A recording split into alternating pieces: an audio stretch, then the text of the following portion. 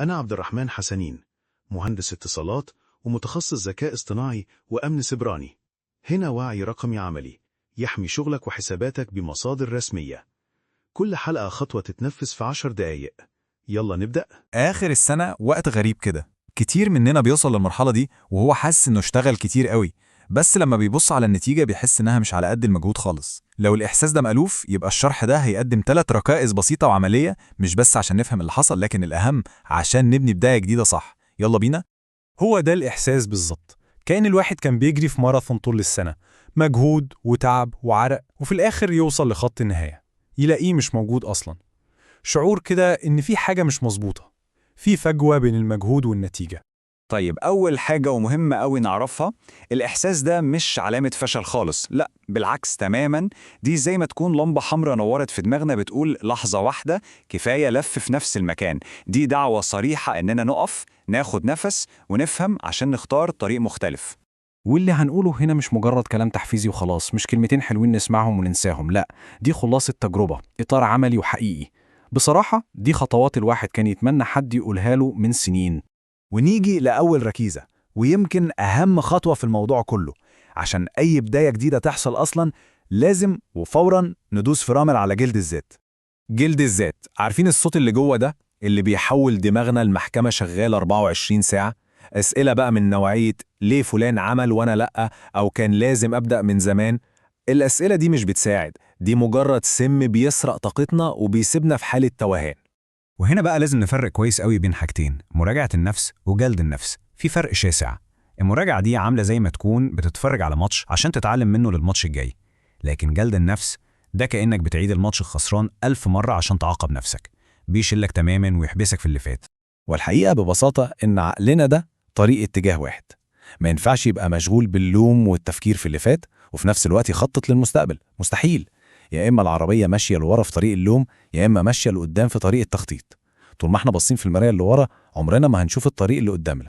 تمام، يبقى أول خطوة وقفنا اللوم، حررنا العقل. طيب الطاقة اللي وفرناها دي نوجهها فين؟ هنا تيجي الركيزة التانية اللي بتتكلم عن قوة الشيء الواحد. الفكرة هنا بسيطة جدا، لكن مفعولها زي السحر. هي رقم 1، التركيز على حاجة واحدة بس، مهارة واحدة بس. المشكلة الكبيرة عند معظمنا هي التشتت. بنبقى عاملين زي اللي داخل بوفيه مفتوح وعايز يدوق من كل الأطباق، شوية هنا وشوية هناك، ترند جديد نجري عليه، كورس جديد نفتح أول محاضرة فيه، وفي النهاية بنخرج جعانين زي ما احنا من غير ما نكون أتقنا أي حاجة بجد. والفرق بيبان قوي في المقارنة دي، يعني نفس المجهود ونفس عدد الطوب، بس في الحالة الأولى المجهود متوزع على كذا حاجة، النتيجة شوية طوب مرمي على الأرض ملوش أي قيمة.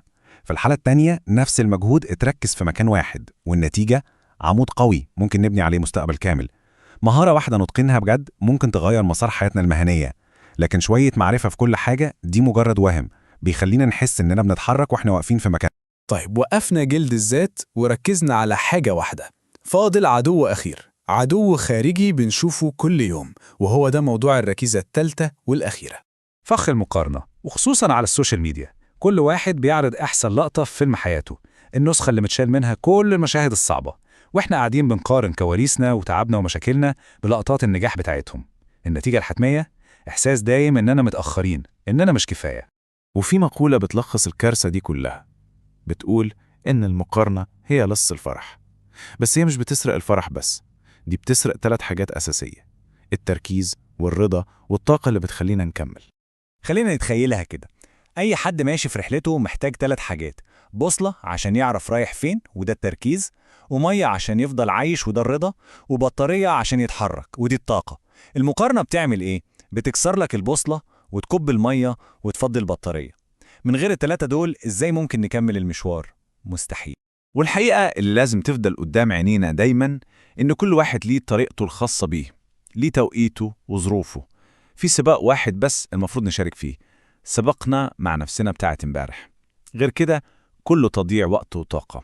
طيب بعد ما اتكلمنا عن ال3 ركائز دول، وقف جلد الذات، قوة الشيء الواحد، وتجنب فخ المقارنة، يبقى شكل الطريق المفروض نمشي فيه إيه؟ في فكرة غلط عن النجاح، إنه لازم يكون قفزة كبيرة، إنجاز صاروخي الناس كلها تحكي عنه. بس الحقيقة إن السعي ورا القفزة الوهمية دي مرهق جدا ومش حقيقي. مش ده الطريق المستدام.